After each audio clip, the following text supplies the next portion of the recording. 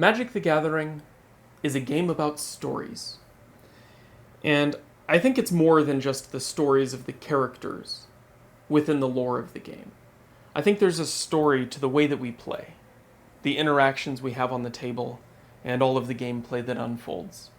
But beyond that, I think there's a story in Magic of the people who play the game, and their interaction with each other, and the cards, the way they build their decks, and the things that got them interested in Magic.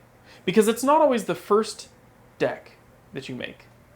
And sometimes it's not the first few decks or the first few years of playing Magic. But everyone has a story of what made them fall in love with the game. What sparked their interest. I want to start talking to different people about their story, of what made them the Magic players that they are today. And I want to take the opportunity to play against that deck. Today, we're going to be talking to probably the person that I have played more games of Magic against than anyone else I've ever met. Today, we're going to be talking to my wife, Ashley. Hello. Hi. Welcome. Thanks. Thanks for having me. And so today, we are going to be clashing a mono black deck against my mono white rebel deck.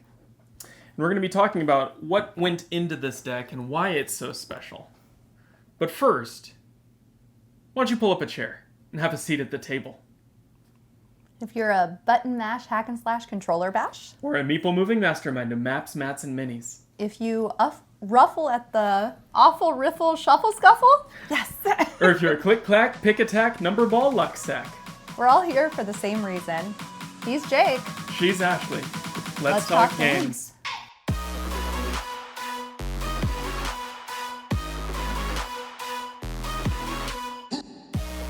So we're going to actually talk about your story over a game of Magic.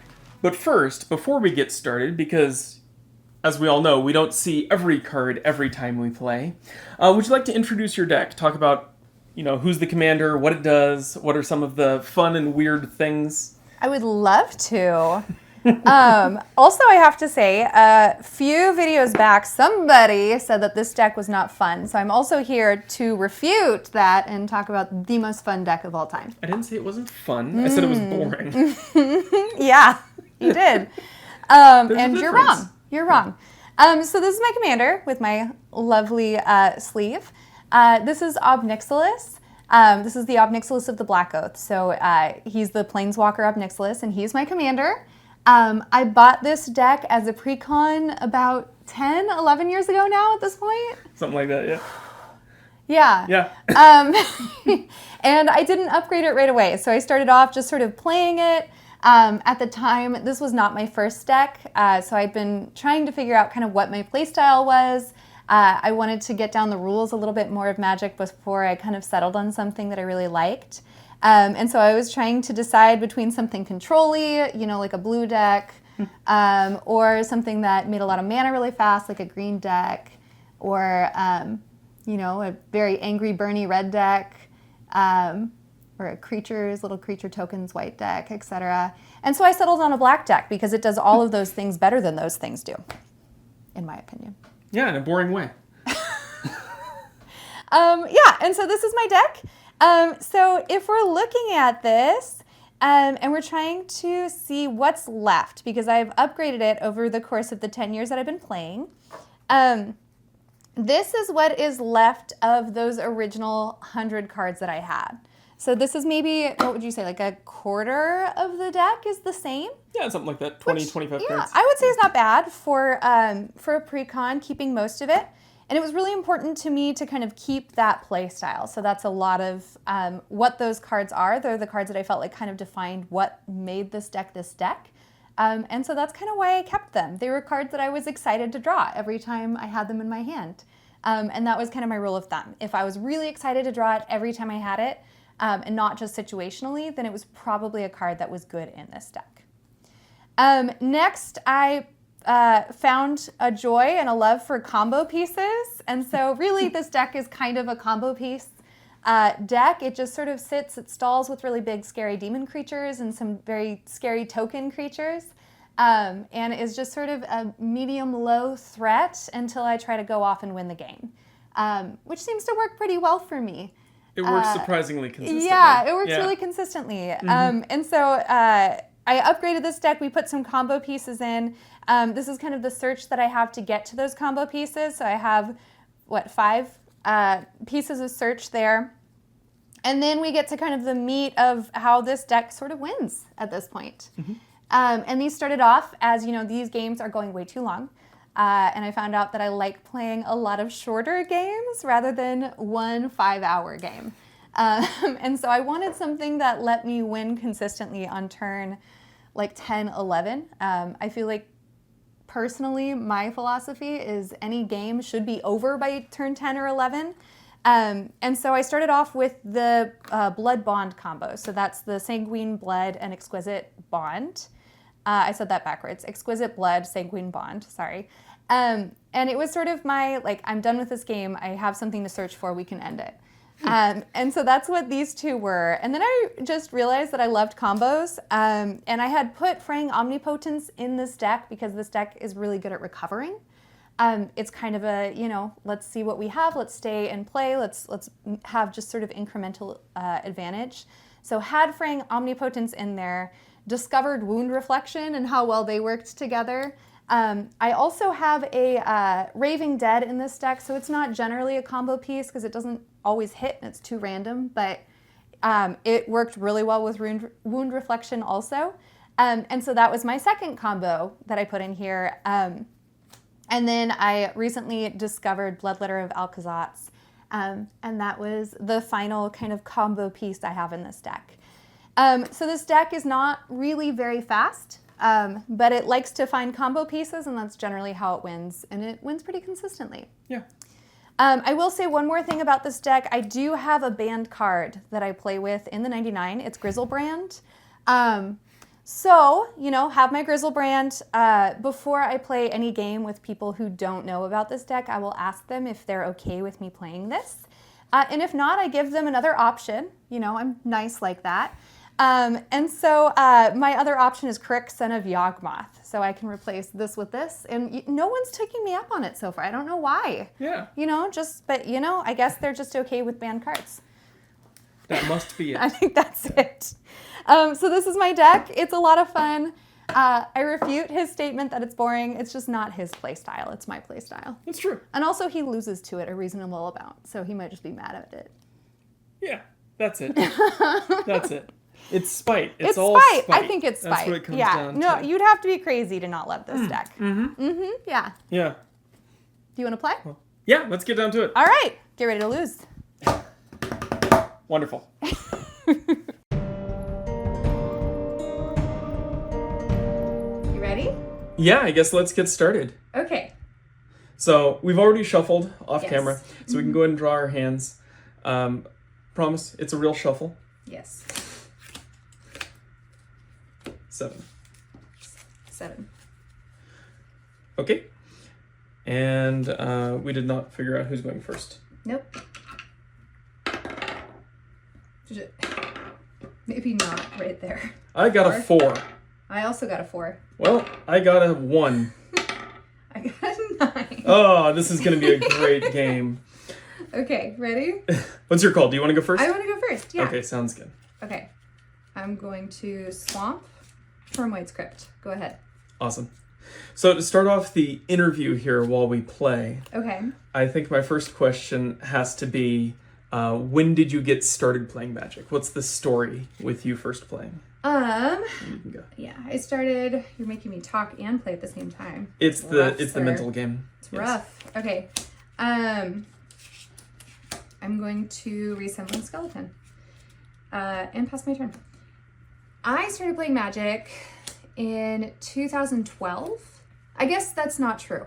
The first time I was introduced to Magic, I was in high school. And there's this guy who really wanted to teach me how to play. But he thought the best way to convince me to play would be to show me the pretty art. And that was not the case. The art was gorgeous and I liked looking at it, but he didn't really explain the game very effectively to me.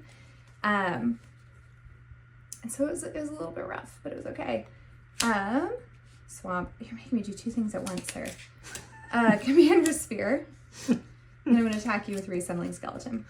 I go to 39. Okay. And so he showed me the art, thought it was really pretty, never had a desire to play. So never really got past kind of looking at art in the Magic, but that's kind of how I got started in Magic. And then I got to college and I met another very handsome man who got me interested. This is you, by the way, to be clear. I got it. No, this is him. He did this. I'm handsome. Yeah, you are. Thanks.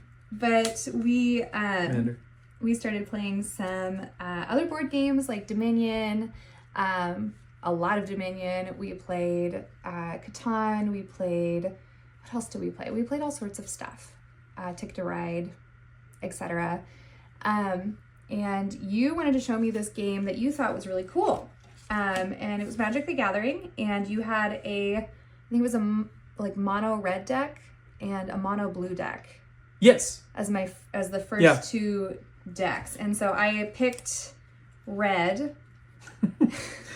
Everybody picks red. I picked red. Yes. Which I think is smart. I think it was much easier to play red than it was to play anything else. I'm going to move this so that it's with all my mana. Sorry, I'm distracted. Yeah, and then I played my red deck. I lost horribly my first game because you do not pull your punches. And then I wanted to play the blue deck and I tried it and it was terrible. So I went back to the red deck and I won my third game. And then the week afterwards, you were like, hey, we're drafting. Come draft with me. And that was my experience. Was that Tony's cube? Yeah. No. Yeah. No, it was at your apartment. Oh, it was just at an apartment, just a regular draft. Oh, okay. Yeah. And so we did that and I won my first 3 draft games. And then we finished, that was the draft. And so I went undefeated in my first draft, having no idea what I was doing. Draft goes that way sometimes. Yeah, it was great. And so that's kind of what got me into Magic. I'm going to swing at you with Reassembling Skeleton. I'll block with my 1/3. Great. I'm going to flash in Dictate of Erebos. When a creature I control die, each opponent sacks a creature. Sounds good. Okay. All right, I lose my commander. Yes. Back to the command zone. And that's going to be my turn. End of turn, I'm going to cast Enlighten Tutor. And I'm going to search for an artifact or enchantment. I'm going to go find a land grant.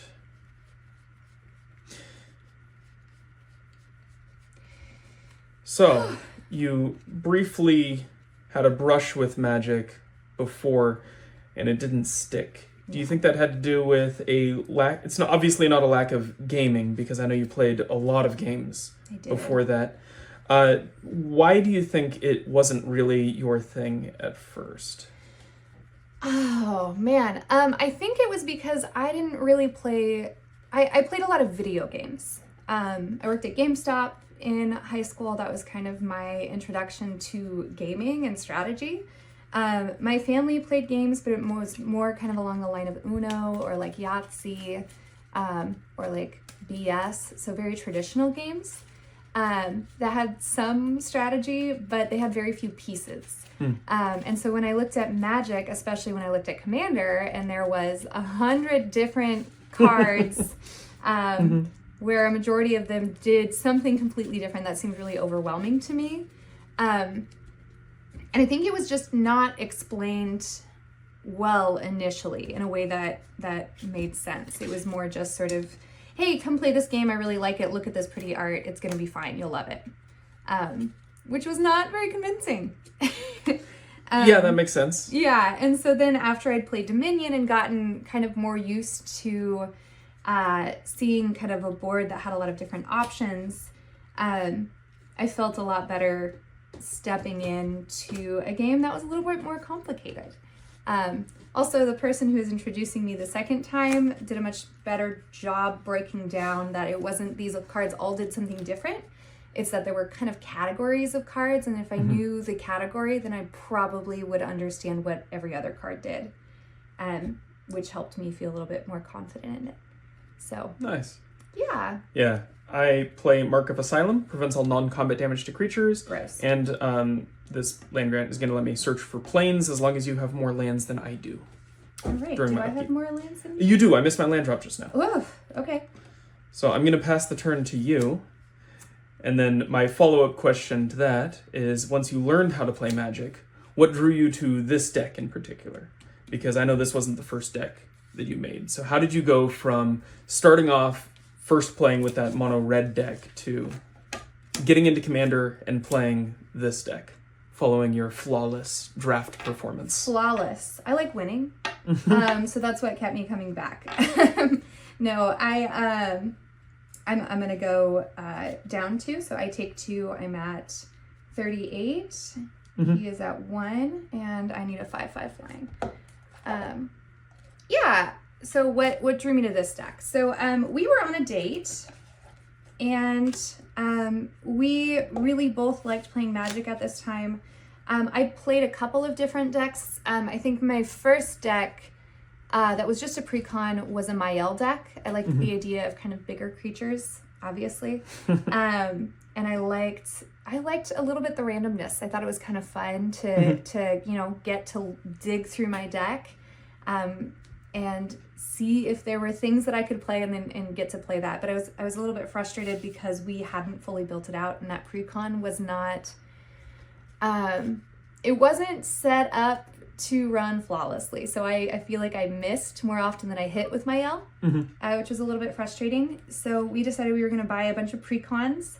I think we bought all 5 from this set. Am I right on that? I think everything but Teferi. Everything but Teferi. And yeah. Yeah, we just went I don't have Teferi still. Target, I think, right? Yeah, probably. I think I was in college, so we walked into a Target, and we bought a bunch of different decks, and you kind of let me pick from the decks that we had. Sorry, I don't know why I'm untapping. That's still tapped. I just paid for my commander. That's gonna be my turn. Okay. But yeah, so I guess I just was. I liked this idea of kind of this planeswalker. I loved the idea of, I loved Extort at this time. I had a black-white deck that did not have a win condition, but had like every Extort card that I could find shoved into it. So I'd end games losing with like 136 life left. Like, it was ridiculous. So I already really liked the kind of idea of each opponent loses 1 and you gain that much life. Like, that made sense to me. And you can't really go wrong. This card is special, I know it, just for you. You can't really go wrong with a 5/5 black demon creature. Like, that seems like a good way to win, to just kind of passively put those in play every other turn. So I picked this one. I loved him. Fell in love with Obnixilis. Sorry, he's my second love. And decided that I was going to play this deck. And I did. I played pretty much only this deck for about 10 years. And then over the course of 10 years, I didn't keep exactly the same things. I updated it. I wanted to see how I could make it better. I took cards out that I wasn't excited to see every time I drew them, and replaced them with cards that I was excited to see. We got like a secret lair. No, rude. Okay. So your demon can't attack or block. I play my Defiant Falcon. Sure. It's my 1/1 bird. Hi, bird. Yep. All right. Pass turn. Rude. It's a big turn. Big do nothing turn. Big turn. Love it. Okay. Hang on. Okay.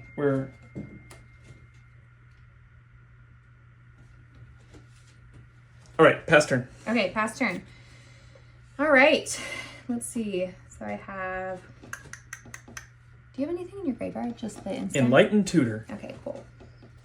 I'm going to play a Charcoal Diamond. I'm going to go up. So you lose 1, I gain 1. So I'm at 39. I go back to 40. Yeah, you do. Awesome. And I'm going to pass my turn. Cool. I'm going to untap. How many swamps do you have? 1, 2, 3, 4, 5. Awesome. I'm going to go find 3 more planes. Cool. So yeah, I'm not sure exactly what drew me to this deck. I think it was just kind of, I picked one of the ones that was listed. I recognized an ability and I liked it. I was still pretty new to Magic, so recognizing things was a good thing for me. I liked that it was monocolored, and then I wanted to become perfect at playing this deck. I wanted to know this deck as well as I could. I wanted to feel like in every situation I knew what the right answer was. And the best way to get to it I could with my hand. Yeah. Does that answer that question? It does. Okay, cool. So once you kind of got the hang of this deck and started to find your feet, how did you approach upgrading it over time? Sure. I think the biggest thing is when I was playing, I looked for things that felt bad. So either things that felt bad when they happened to me, and is there a way that I can respond to that on a regular basis? Not just once, but you're Techno makes typing list here. for 1. Okay, he takes 1. He's down to 2. And pass turn. But also kind of things that, again, I wasn't excited to draw. And so I started with that, you know, what did I really enjoy that the deck was doing? What could I find that did that better? And then taking out cards that I was like, oh man, I don't want this in my hand. And so that's kind of how it started. And then I started looking for cards that would help me end the game faster, because I was having really long games and I needed something that would be like, you know, I'm done, I don't want to play anymore. Let's play the next game. And so I put a couple of combos in here, and then I got addicted to those combos, and then I needed search so that I could find the combos. And that's kind of how upgrading went. And now I think this deck is kind of where I want it in terms of power level and what it does without losing the feel that this deck originally had. Yes. Very cool. Yes. What do I want to do? Well, I'm going to go ahead and bring back Reassembling Skeleton. It comes into play tapped, so it's going to be over here. I'm kind of running out of space, so I'm going to move stuff. We can spread out a little. This way. I'm going to play a Soul Ring. All right. That's a good thing to have. Love a turn 6 Soul Ring. Love a turn 6 Soul Ring.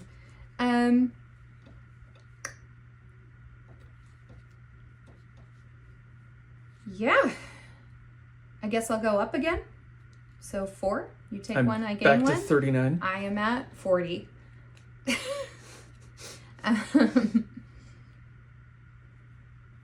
Yeah. Go ahead. All right. Let's untap. Okay. You have 5 lands?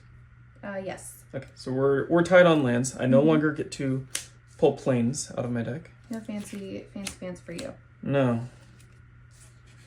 All right. Now we have options. I hate having options. I love having options. Okay, so what do we want to do here? You're less helpful. You're interesting.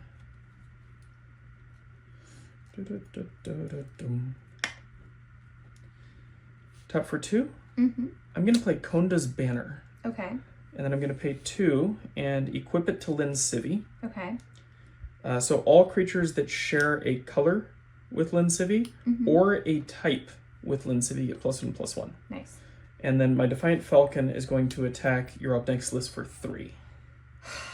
I have to take it. Yes. So for the moment, your life total's safe. Yes, it is. And I will pass the turn. Nice. We're making good progress in this game. I don't think so. I'm at 39, you're at like 39, 40. Okay. Yeah, 40. Great.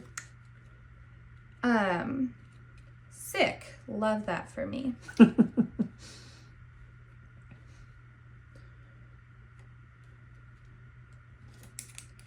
I'm going to play Reaper from the Abyss. Ooh, okay. One more. Sure. Here you go. It's a 6/6 flying, so get through that bird. It's got morbid at the beginning of each end step. If a creature died this turn, destroy target non-demon creature. Cool. Okay. And then I'm going to tragic slip my reassembling skeleton. One of my creatures died, so you have to sacrifice one of your creatures. Yeah, in response, I'm going to tap Lend Civvy to search for a creature, mana cost 2 or less. And while I'm going seeking, I'm going to say that the two of us have very different approaches to the way that we build decks and kind of the way that we tech things in.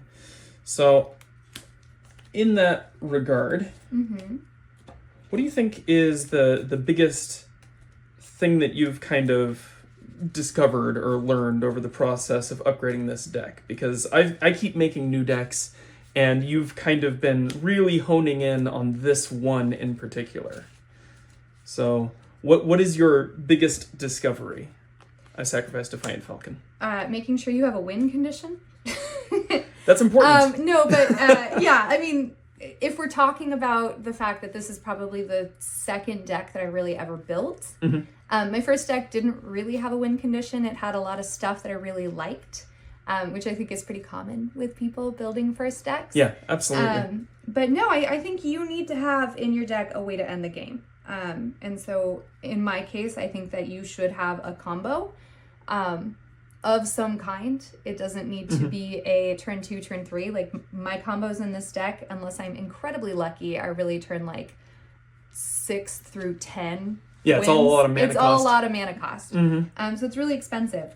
But I have a, no, hang on. Okay. Something died this turn at the did. beginning of my end step. Yes. You're rude. First of all, something of mine died, so you have to sacrifice one of your things. I did. I sacrificed the bird. Okay, cool. And then I'm going to target your creature, your commander. I need to make it a demon. Okay. We'll get working on that at some point. Okay, thank you. Now I will answer your question. Okay, thank you. Sounds good. Now I'm done. No, I'm not. Did I already Okay. do this? I did not. This is really hard, talking and doing this at the same time.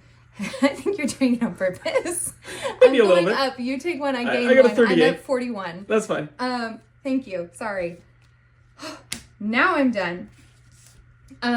Yeah, so I think that's one of the things is having a win condition, having a way to end the game at some point in your deck is really important. I think the other thing that I discovered is I really love decks that let me do a lot of things. Like I want it to feel like a toolbox. So decks that do just a singular thing and try to do that every time don't feel as good to me. What is this? Life total. Oh, okay, sure. Yeah, so they just don't feel as good to me. So I think that's something I've discovered with this. I also love, I mean, I've played the same deck for 10 years. And I think in changing things up and putting things in, sometimes I would discover synergies that I didn't realize worked so well together. Like I think a really good example is I have a Burnished Heart in here, and then I have a Dawn of the Dead in here. And so that allows me to bring back Burnished Heart at the beginning of every turn. And then instead of exiling it, I can pay 3, sacrifice it to put 2 more lands into play. And I can do that repeatedly throughout my turns. And it's a really fun synergy. It's something I really like. And I was really excited when I discovered it while playing one day. And that's just one example in this deck. But I think that's something that I've discovered is just finding synergies and being okay with that level of discovery. Yeah. That's awesome. I'm going to play a Maskwood Nexus. Okay. So creatures I control are every creature type, and that's also true of creatures in my hand and library and graveyard and everything. Sure. So now everything I control is also a demon. Dang. And then I am going to make decisions. I'm going to pay 2 and play a Draneth Magistrate. So you can't cast spells from anywhere other than your hand. Okay. So no more command zone shenanigans or anything like that. And then I'm going to pay 1, and we're going to main phase a Swords to Plowshares Under Reaper to exile that. Rude. And you gain life equal to its toughness. Okay, I am at 47. Cool. Exiled, sorry. Exiled. And then my Knight of the Holy Nimbus is going to attack your commander down to 1 again. I have to keep it alive, but just barely. I don't think you do. It's true, I don't, but I'm going to pass the turn. Okay. It's better than you making a 5/5. Yeah. You're not wrong. All right. You're being obnoxious. Exile I'm trying. does not count as dying, right? Correct. It did not trigger Dictate. It did not. All right. Well, what can I do? I feel a little stuck, sir. I'm going to play Swamp. And then this has been sitting in my hand, so I think it's time to just start accruing value. 1, 2, 3, 4, 5. Yes. So I'm playing Sanguine Bond. Whenever I gain life, target opponent loses that much life. Then I'm going to go up here. So you lose 1. I do. I gain 1. I'm at 48. I go to 37. You lose another 1. I go to 36. And now Heart of the Cards. Let's go. Ooh, are we just drawing? Yeah, we're top decking. I Top love decking it. and wrecking. You gonna untap? How many lands do you have? 6. 1, 2, 3, Okay. 4, 5, 6. I have more than that. Mm-hmm. I'm gonna draw my card for turn. Let's play Emeria the Sky Ruin. At the beginning of my upkeep, if I have 7 planes, which I do, I can return a creature from my graveyard to the battlefield. Then I'm going to pay 2, 4, 6, and I'm going to recast my commander. I realized in response to that I should have played this. Oh well. Misplaying my part. Go ahead. That's not casting a spell. That's just an ability. Oh. You can just do that. Oh, sick. Okay, cool. Yeah. But I am going to attack Obnixilus for 2. And I will attack you for 1. We need to start working at that life total at some point. I know what you're talking about. This life total is great. And Okay, then I'm I at will pass the 47. turn. Obnixilus is at 1. We just gonna keep going for it. Methinks this was not shuffled well enough. We'll play a Wound Reflection. Oh, no. So now Oh, we're rolling. you're gonna Sort take of. 4 each Yeah, turn. it's a clock. I'm gonna go up. Yes. So you lose 1. Sounds I good. gain 1. Sounds good. You lose another 1. Uh-huh. And Yeah, then so- I'm going to end my turn, so take 2 more. Okay. I'm down to 32. And I go to 48 again. Sounds good. You do have a few more things you can do on your turn if you want.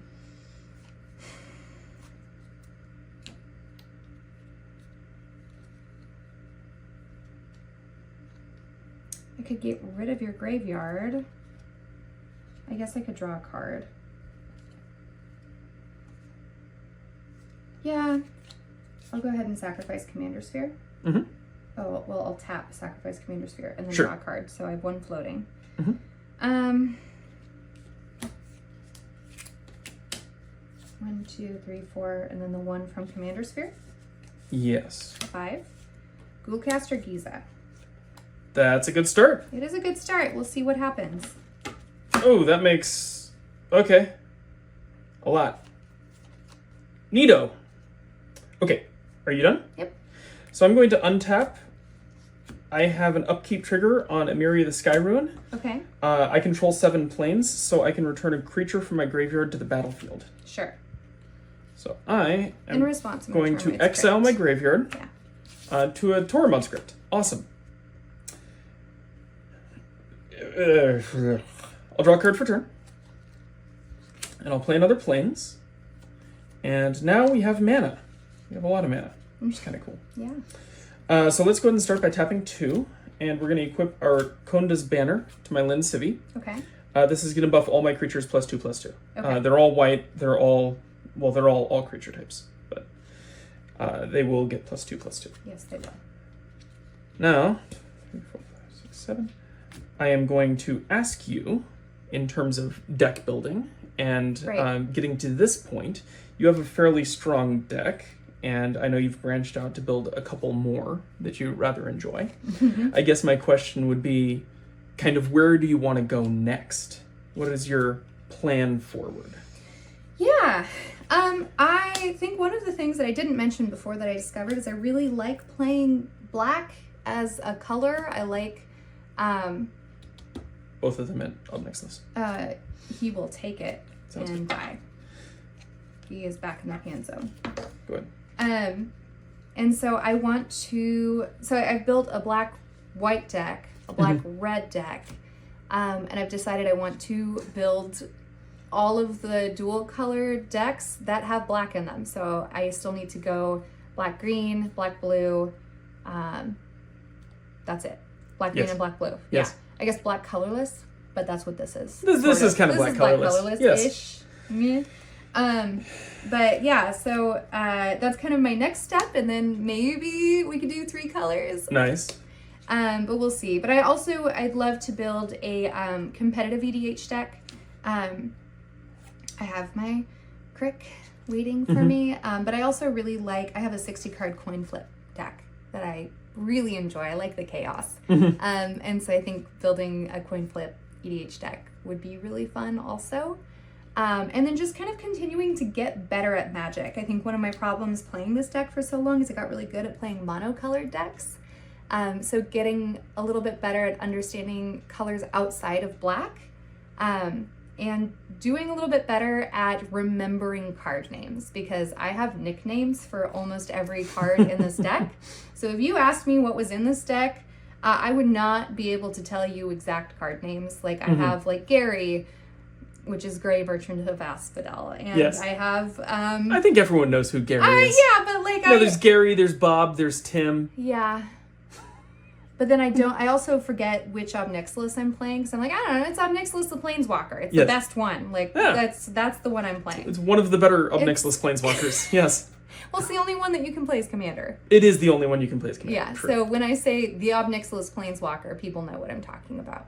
For the most part. It is kind of a weird Commander to play. It is. It's still pretty solid. It is. I mean, it gives your you turn. something to do most turns. It does, yes. All right. Here's what I'm gonna do, I guess. I'm gonna go ahead and play Skull Clamp and equip it. Oh, that's really strong. Oh, yes. And then I'm gonna go ahead and sacrifice Yeah. my 5/5 here. I'll take my Bound and Silence 6/5. back.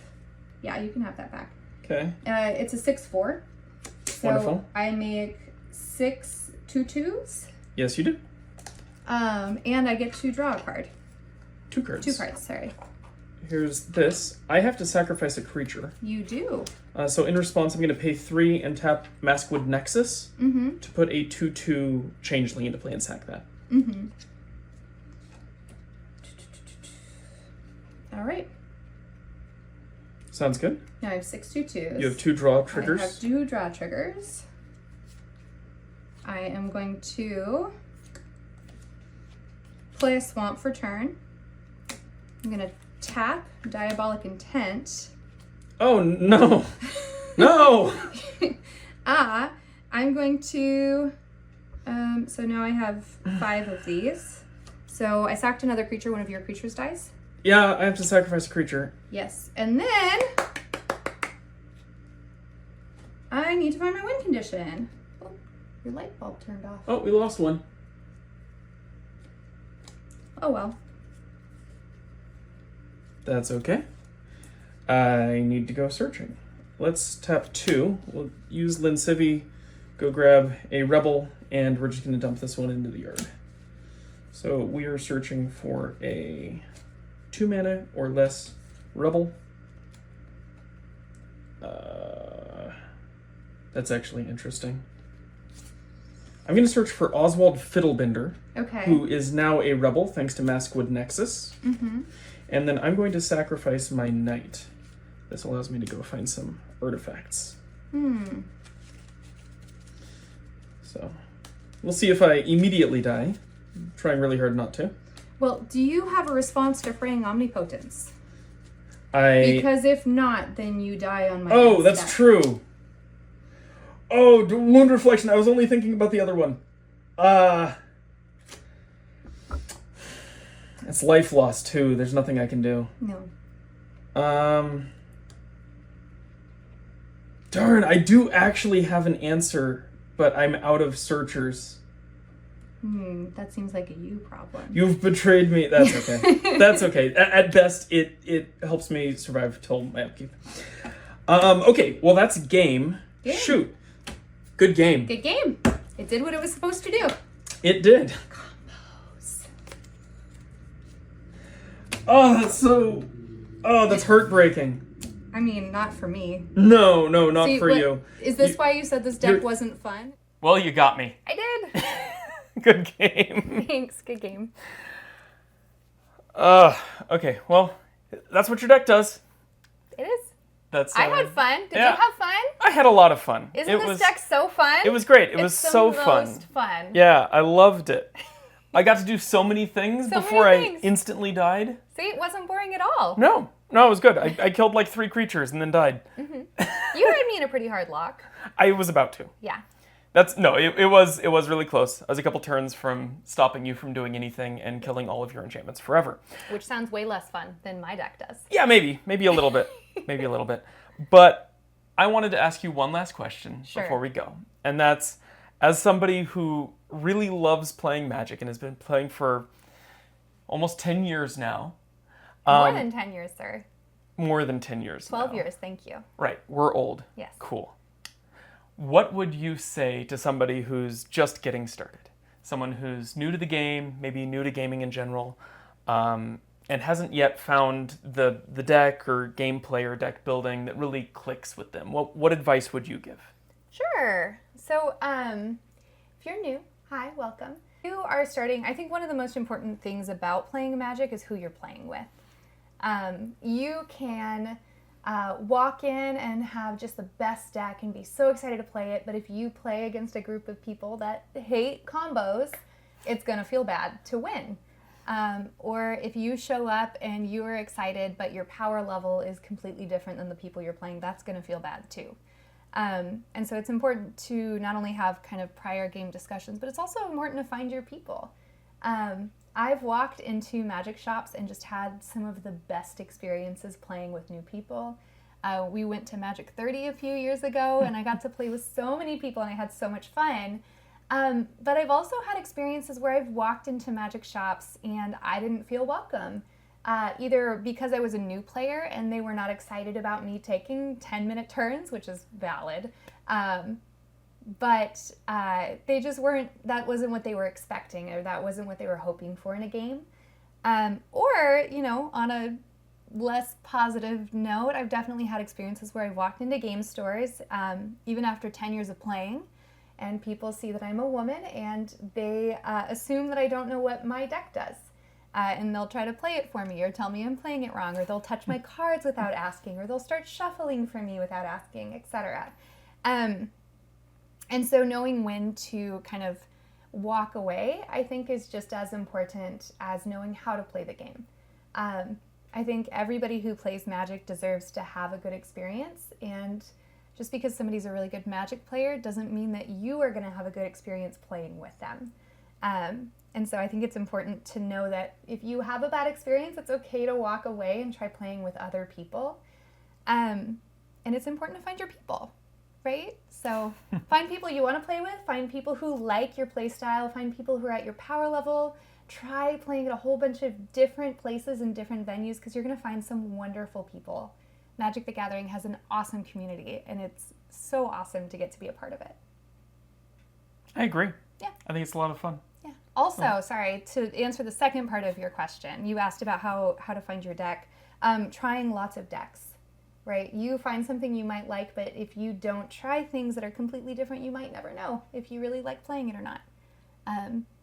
So find people who are willing to let you play their decks, or buy pre-cons, or play online, or make proxies. Most places are okay with you trying things and making proxies before you buy actual cards, or even if it's just an expensive card that you want to try, making a proxy of it is a great thing. So I guess my advice is play Magic. Give it a try. It's so much fun. Find people you want to play with, and then give it a shot. Absolutely. Yeah. Well, this has been a lot of fun. Thanks for sharing your story. Yeah. Do you want to play again? I'd love to play again. Okay. Maybe we should finish the video first. Maybe. All right. See you next See time. you next time. Awesome.